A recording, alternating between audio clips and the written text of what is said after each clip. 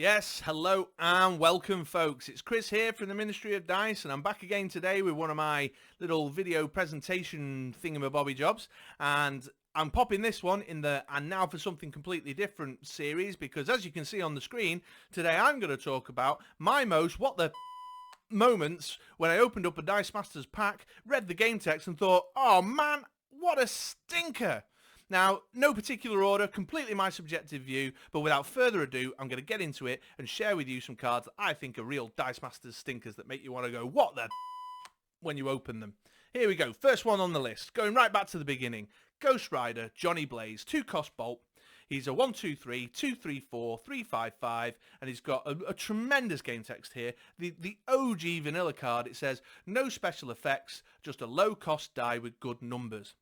Now you might say, well, what's wrong with that, Chris? You're getting a 5-5 character for a 2-cost. Quids in, what's your problem? Well, the reason I think this is a stinker, and the reason it makes me go, what the is because 2 or 3 fielding costs clearly qualify in the WizKids design team's definition of what makes a good number. I ain't paying 3 to field that bad boy. You've just eliminated the low cost by flapping those fielding costs on you numpties. What a stinker. Right then, next up on the list, let's see what we've got coming in for you. Hawkeye, formerly Ronin, a 2-cost Masked Avenger that says, when fielded, an opponent gains 2 life. There you are, Chief. 2 life for you. Enjoy. So I've got to get at least one good hit in with this Hawkeye when I've fielded him, just to balance up the fact that I've just handed my opponent 2 life. Now, there might be an argument there to say, well, okay, this guy is a low-cost purchase, and unlike the Ghost Rider, he's also got the low-cost fielding costs as well to kind of balance him up a little bit. So if you want a quick and dirty 3-attack character that's a mask out in the field early doors, smashing into your opponent before they've had an opportunity to lose any life, so they're not gaining any life because you can't go over 20, then this might be the dice for you. But seriously, folks, let me ask you, when you first read this, did you go, what the... I did, and I've never put it on a team. I'd love to know if you've put it on a team. Let me know in the comments below. In fact, while you're in the comments below, give us a cheeky little thumbs up, folks. This is a lovely, lovely video. Look at the effort that's gone into that background for a start. Yeah, give us a thumbs up, and if you've not already subscribed, drop us a subscribe. You know you want to. Come on then. Right, on to number 3. No particular order. This isn't a ranking. I just said it's number 3 because it's the 3rd card. Right, here we go. Bret Hitman Hart, Slammy Award winner, a 4-cost Bolt. And Bret reads, if Bret Hart is blocked, lose 2 life. And then, as if to make matters worse, in brackets it says, per blocked, Bret Hart superstar die. Seriously, what the... When Jordo over at DM North first received the Bret Hart cards as spoilers to post on the DM North website, he sent me this one over. Just this one. I got a little sneak peek of this guy before everybody else. Just really to say, Chris, here's a lovely stinker. I know you love talking about the stinkers. In what circumstances can you see this having any relevance to the game at all? This one is never leaving a binder. Now, I'm pretty sure there's probably something in the story of Bret Hart, something in the WWE lore that means that this is quite a thematic game text. And sadly, I don't understand that because I'm not a WWE fan. So again, anyone out there who knows the answer, drop it in the comments below. Let me know why this is thematically relevant. But the only circumstance I can see where you might want to lose 2 life by getting your dice blocked is if you're trying to pull off a big, grand underdog play. Is it underdog or aftershock? The one that goes off when your opponent's got more life than you. Underdog, I think. Someone let me know. I'm on the fly and I can't check it. I'm doing a full take in one, authentically chunnering on. But yeah, when I first saw this, when Jordo messaged it over to me, the first thing I said was, what the... Because I don't know what to do with that one. No idea. What a stinker. Right, here we go. Next on the list. Let's see what pleasures we've got for you now. Armor Wars, a 4-cost basic action from the Iron Man War Machine set that says KO target character die with suit up. Each player loses 1 life. Now, I suppose it's kind of relevant to the actual starter set that it came in, but overall, I mean, this is an auto-include, obviously, for all those rampant suit-up meta plays, those massive combos that are just bulldozering everything out the way right now because, you know, suit up is super, super powerful. I mean, it's on loads of cards and it does loads of great things. And, you know, if I did want to get rid of it, if my meta really was that plagued by suit up, which I seriously doubt, then I get to lose a life for the pleasure of cancelling it, even after paying 4 for my basic action. No thanks. That's a stinker. Although the picture's not too bad. Right, on to the next one. Oh, artwork. That's what I should have done. I should have chosen some based on the artwork as well.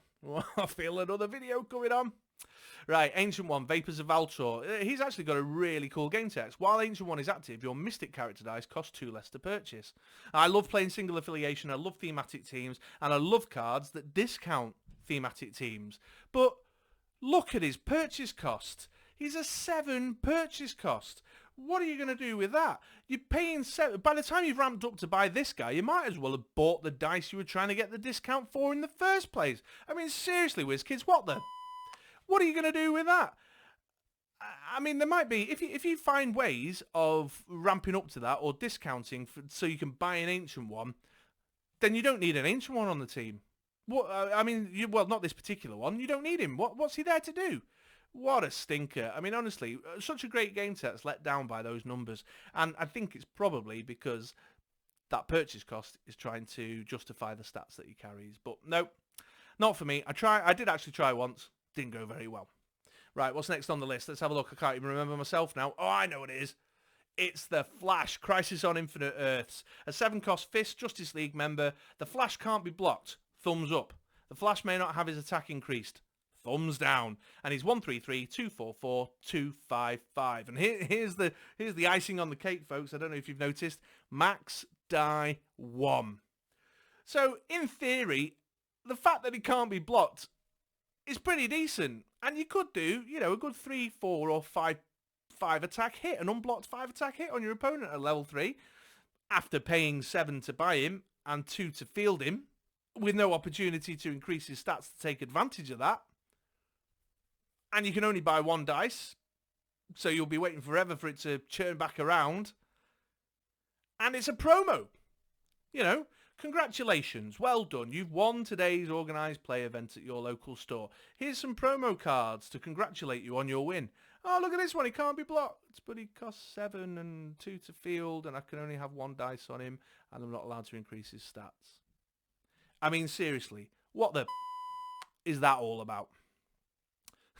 Well, I actually know what it's all about.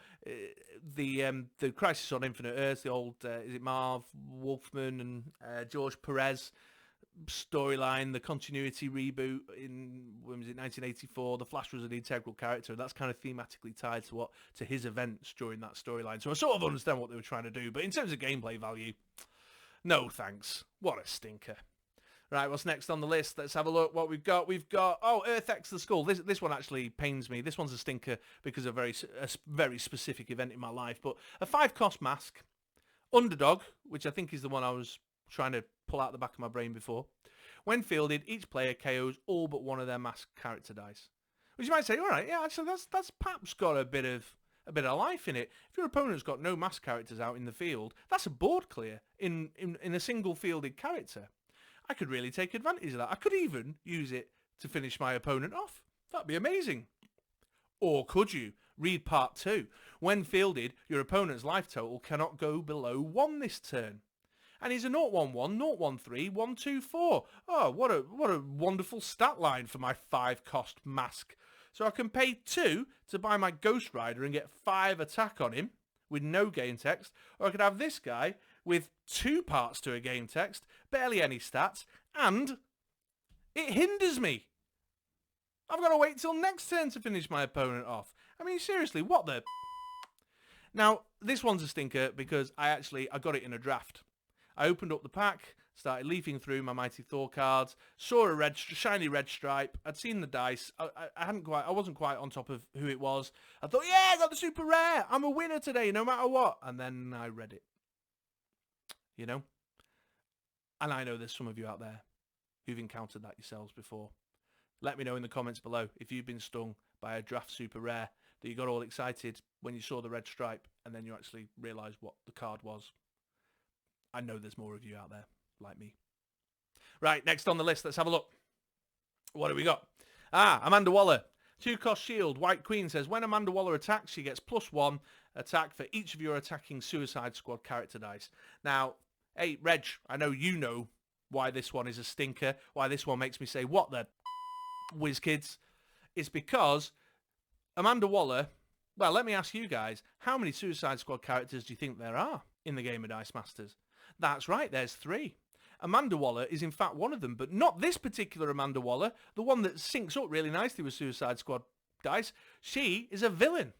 But the reason why this one's a stinker and make me say, what the whiz kids, is because look at the background of the card. It's actually got a picture of all the other New 52 Suicide Squad members. Look, there's El Diablo. Look, there's Harley Quinn. There's I think that's Talon, or maybe Black Spider. I don't know, and I'm not sure who the guy in the glasses and the blue jacket is in the background. Actually, is that Captain? Did the New 52 change Captain Boomerang? Maybe. It looks like he's got a kind of boomerangy thing going on his jacket. Anyway, so again, someone let me know in the comments below. I didn't read the New 52, so I'm not on top of it. But there's 3 Suicide Squad members there that don't even have a card. One of them that does have cards, but doesn't have a Suicide Squad affiliation. And then the 2 others that are tying up to Amanda Waller. So this one makes me say, what the... Because I'm just like, well, why pick a picture that shows us all the cards we could have had? Suicide Squad, I love thematic teams. I said it before, I love playing single affiliation, and she can't even go on a single affiliation team with the other 2 Suicide Squad member cards. Honest to goodness, what a stinker. Right, I think I'm coming close to the end here actually now. Who's this? Oh, yes. Common Kate Bishop, Young Avenger. What a beauty. Now, conceptually, kind of like Hawkeye, which makes sense. It's in the lore, it's in the family. 2-cost Mask Avenger. When fielded, you lose life equal to Kate Bishop's defense. So, let's hope you roll her on level 1, folks. Now, I've actually got a team that uses this that would have changed the meta had she not been up for rotation. I kept it under my hat. It was kind of like a secret team that I played just with a very small select group of individuals so that they could see the power. So I kept this Kate Bishop team to myself, and she's rotated out now. But for the rest of you mugs who aren't the master brewers like me, Kate Bishop, seriously, what the... Right, next on the list, and I think this is the last one if I remember. I'm scratching my head. I think when I put this together, it's the last one. And it's, I know many of you will have been sat in wait for this, because how could she not be included? Here she is. The original vanilla card. Oh, well, Ghost Rider's the original vanilla card. You know what I mean. 4-cost Mask, Vixen, Myra McCabe, 022, 023, 133. If you played the game for a little while, you should know about Vixen. I feel quite aggrieved that I've added her to the list, really, because I actually think it's the best card in the game. But, whatever. Right, well, there we are then, folks. That is my mad effort at a WTF video. Those are my stinkers. I know there's more out there. You folks let me know. What were the cards when you opened up a pack made you say, what the... when you open them? What were the cards that made you go, oh, what a stinker? Tell me about if you've got a super rare out there that you opened up in a draft and then suddenly realised you were disappointed to receive, or even passed along in the draft. Let me know. I'd love to hear from you in the comments below. Do the like and subscribe thing. Go check us out on BritRoller6.com. Listen to the Ministry of Dice podcast every 2 weeks. But until then, thank you for sticking around with me, and I'll catch you later, folks. Bye-bye now.